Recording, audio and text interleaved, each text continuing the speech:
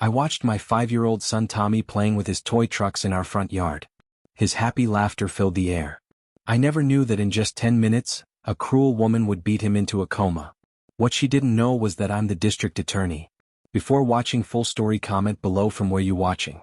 Also like and subscribe for more stories. My name is David. I work as a district attorney. That means I help put bad people in jail. I have a wife named Sarah and a 5-year-old son named Tommy. We live in a nice neighborhood called Willowbrook Estates. Tommy is the best kid in the world. He loves toy trucks and butterflies. Every morning he plays in our front yard. His laugh makes me so happy. I never thought anyone would hurt my little boy. 6 months ago we moved to this new house. The neighborhood looked perfect. Nice houses, green grass, friendly people. But we did not know about Karen Whitfield. She was the worst person I ever met. Karen was the HOA president. HOA means the group that makes rules for the neighborhood. She was about 55 years old. She had mean gray eyes and always looked angry. Karen loved to boss people around. She made rules about everything. Your grass, your flowers, even your mailbox had to be perfect. When we first moved in, Karen started causing problems.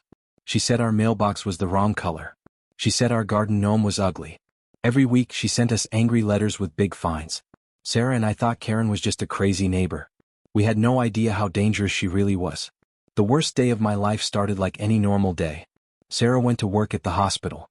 She is a nurse. I was working from home on important court cases. Tommy was playing outside with his toy trucks. He made funny engine noises that always made me smile. I was reading papers at my desk when I heard loud shouting. At first I thought kids were playing. But the voice sounded very angry and mean. I looked out my window and saw something terrible. Karen Whitfield was standing over my little boy. Her face was red with anger. She was yelling at Tommy like he was a bad dog. "You little brat," she screamed. "How dare you let your truck roll on my grass?" Tommy looked up at her with scared eyes. He was so small compared to her. "I'm sorry, lady. I didn't mean to." "Sorry is not enough." Karen yelled even louder. "You and your family are nothing but trouble." I dropped my papers and ran to the front door. But I was too slow. Karen grabbed Tommy by his shoulders. She shook him so hard his head moved back and forth. "Maybe this will teach you some respect." "Stop," I yelled as I ran outside. But Karen was too angry to stop. She raised her hand high in the air. Then she hit my son across the face as hard as she could. Tommy was so small that he fell backward. His head hit the concrete edge of our flower bed with a loud crack. Everything went quiet. Tommy's body went limp. Blood started coming from his head. Karen just stood there with her hands still up, staring at what she had done. "Tommy? Tommy?" I screamed. I dropped down next to my son. His eyes were closed. He was breathing but very slow. Blood was everywhere on the ground. "Call 911. I yelled at Karen. But she just stood there like a statue. My hands were shaking as I called for help. 911, what's your emergency?" "My son is hurt bad. He hit his head. There's blood everywhere. Please come fast." "We're sending an ambulance right now, sir." "Stay on the line." I held Tommy's little hand while we waited. I talked to him even though he could not hear me. "Daddy is here, buddy. You're going to be okay. Just hold on." The ambulance came with loud sirens. Police cars came too. The paramedics ran to Tommy. I could see in their faces that it was very bad. "This looks like brain injury," one paramedic said into his radio. "We need to get to Children's Hospital right now." As they put Tommy on a stretcher, I saw Karen trying to sneak away. "Stop right there," I yelled. "Officer Rodriguez, arrest this woman. She hurt my son." Karen's face turned white. "You can't do this to me. I'm the HOA president. I have rights." "You have the right to stay quiet," Officer Rodriguez said as he put handcuffs on her. "But I don't think you will." I rode in the ambulance with Tommy. I held his tiny hand and watched the machines that showed his heartbeat. The paramedic looked very worried. I knew my son was dying. At the hospital, doctors took Tommy into surgery right away. Sarah got there a few minutes later. She was still wearing her nurse uniform. When she saw my face, she knew something terrible had happened. "Where is he?" she whispered. "Surgery," I said. Then I started crying. Sarah held me while we both cried. Hours later, Dr. Martinez came out of surgery. His face looked very serious. "Mr. and Mrs. Mitchell, Tommy has very bad brain injury. His brain is swollen from hitting the concrete. We did everything we could, but..." "But what?" Sarah asked in a tiny voice. "He is in a coma. We don't know if he will ever wake up." I'm very sorry. My world fell apart. My happy, smart, loving son was lying in a hospital bed. Machines were breathing for him. All because a mean woman got angry about a toy truck. Sarah never left Tommy's side. She talked to him all day and night. She read him stories and played his favorite songs. I watched my wife give all her love to our sleeping child. It broke my heart. While Sarah stayed with Tommy, I worked to make sure Karen went to jail. But what I found out made me very angry. Karen Whitfield was not just a mean HOA president. She had powerful friends. Her brother was Judge Harrison Whitfield. He was a judge who had worked against me before. Her ex-husband was Police Chief Robert Chin. Her daughter was married to the mayor's son. Karen had spent years making friends with important people who could protect her. 2 days after Karen hurt Tommy, she got out of jail. Her bail was very small. Her expensive lawyer started trying to make the charges smaller. The news started saying Karen was the real victim. They said I was just angry and trying to get revenge. This was just an accident, her lawyer told reporters. Ms. Whitfield was trying to keep the neighborhood nice when the child got aggressive. She barely touched him. I watched this lie on TV while my son was dying in the hospital. Something inside me changed forever. 3 weeks passed. Tommy was still sleeping. The doctors talked about putting him in a special care home. They talked about his quality of life. Every day he seemed to get farther away from us. Sarah stopped working to stay with Tommy all the time. She got very thin. Her eyes were red from crying and not sleeping. Sometimes I found her asleep in the chair next to his bed, holding his hand and one of his favorite books. He loved when I read to him, she would say. Maybe if I keep reading he will come back to me. 4 weeks after the attack, I got a phone call that destroyed my faith in the justice system. "David, I'm sorry," said District Attorney Sandra Williams. She was handling the case because I could not do it myself. Judge Whitfield threw out the assault charges. What? I could not breathe. Why? Not enough proof that she meant to hurt him badly. Karen's lawyers said it was an accident. She only meant to discipline the child, not really hurt him. Without other people who saw it happen. My son is in a coma. I screamed into the phone. I know, David. I know. But her brother, the judge, said the injury was a sad accident, not a crime. She only has a small charge for child endangerment now. Child endangerment, a tiny punishment for putting my son in a coma. I hung up the phone and sat in my car outside the hospital. I was shaking with anger. The woman who destroyed my family would go free. Her friends and money protected her. The system I worked for my whole life had failed my son. That night, sitting next to Tommy's bed, I made a decision that would change everything. I'm going to make her pay, buddy, I whispered to my sleeping son. Not the way I used to think about justice, but real justice. The kind that makes sure she never hurts another child again. I started investigating Karen Whitfield like I was preparing the biggest case of my life. What I found was a pattern of cruelty and crime that went back many years.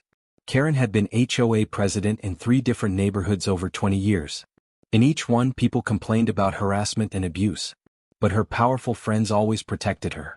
I found out that she had made families lose their homes with fake fines and lawsuits.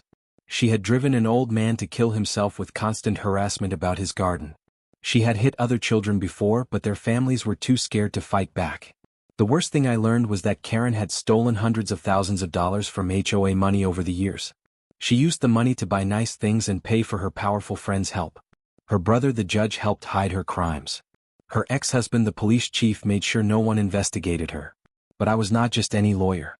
I was the district attorney, and I had resources they did not know about. I called my friends at the FBI. I told them everything I learned about Karen's stealing and her network of corrupt friends. They were very interested.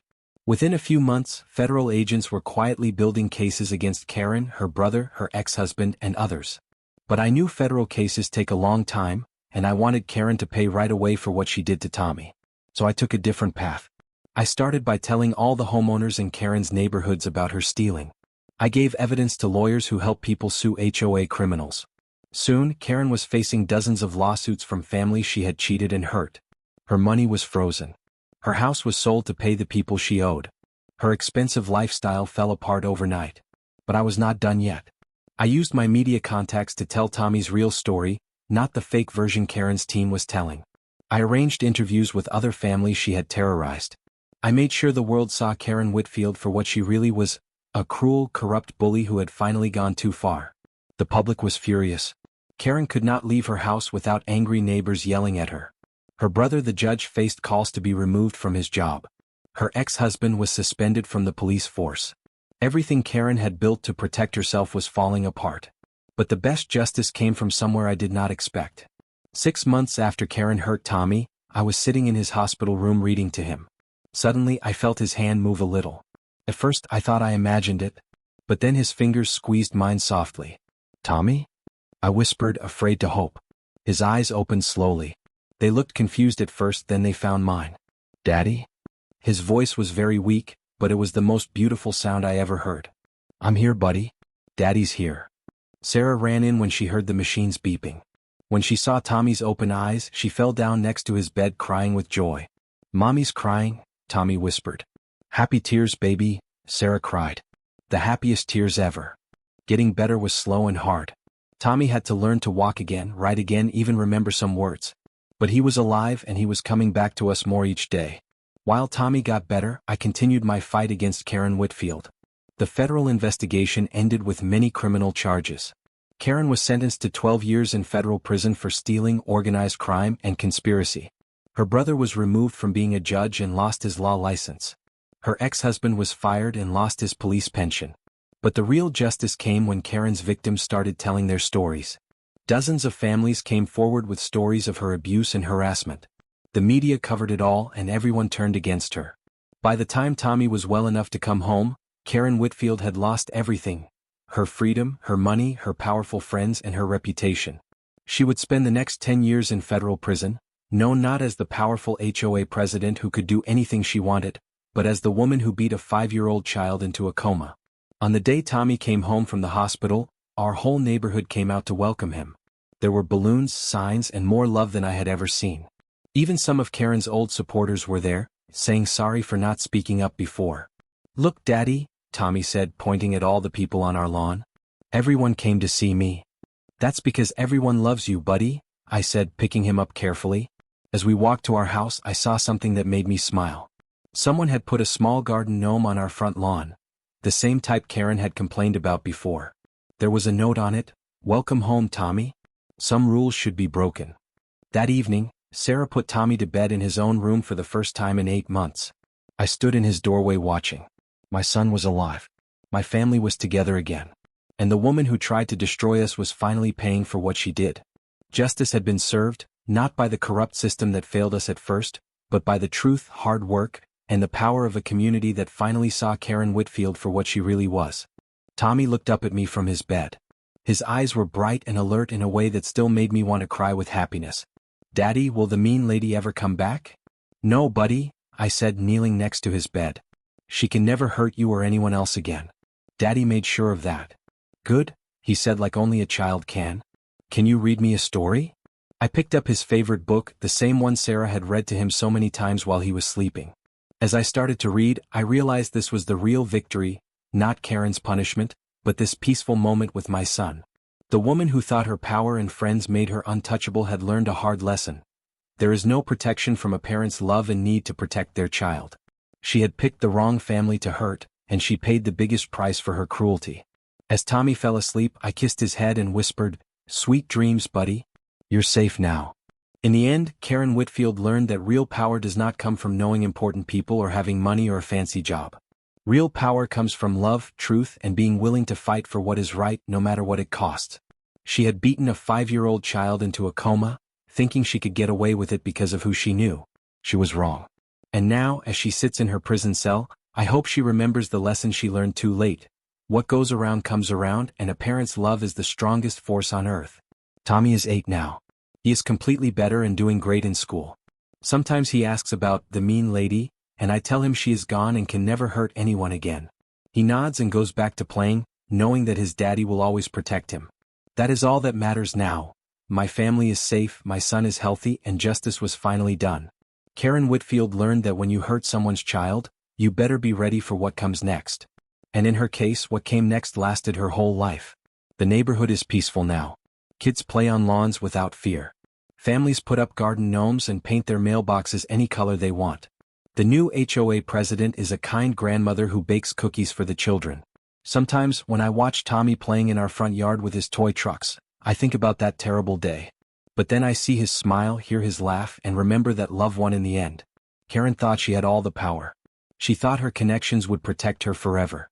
She thought she could hurt a child and walk away. She learned that some things are more powerful than corruption, more lasting than money, and more dangerous than she ever imagined. A father's love for his son is one of those things. And that love brought down her whole world of lies and cruelty, one truth at a time. Tommy is safe now. Karen will never hurt another child. And our family is stronger than ever. That is real justice. That is real power. And that is how the story ends, not with revenge but with love winning over hate, truth defeating lies, and a little boy getting to grow up safe and happy. Sometimes the good guys really do win. Sometimes justice really is served.